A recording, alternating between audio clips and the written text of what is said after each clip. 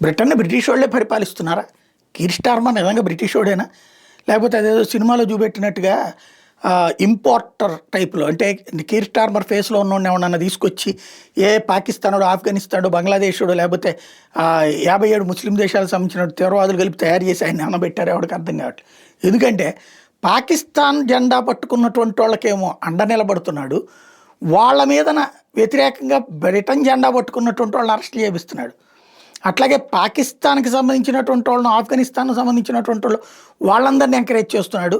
Britain వాళ్ళ మీద కేసులు పెడుతున్నాడు. ఈవెన్ అక్కడ ఉన్నటువంటి ఏదైతే గ్రూమింగ్ గ్యాంగులకి సపోర్ట్‌గా నిలబడుతున్నాడు. వాళ్ళకి ఇబ్బంది పెడుతున్నటువంటి పరిస్థితి ఉంది. చివరికి ఈ స్టేజీలోనే అక్కడ బ్రిటన్‌లో ఉద్యమాలు పెరిగినటువంటి మొన్న లాస్ట్ శనివారం 1,50,000 మంది యాజిటేషన్ చేశారు.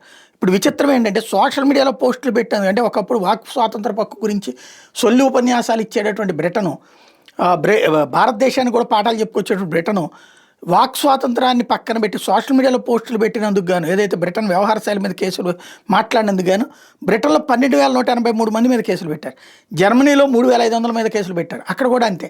జాతీయ భావం అంటే కనుక వాళ్ళని దుర్మార్గులుగా చూపెడుతున్నారు. భారతదేశంలో కూడా జాతీయ భావం అన్నటువంటి చోట్ల బీజేపీ వ్యతిరేక రాష్ట్రాలు ఏవైతే అధికారం ఉన్నాయో అక్కడ 100 కేసులు పెట్టినటువంటి చరిత్ర కనబడుతుంది.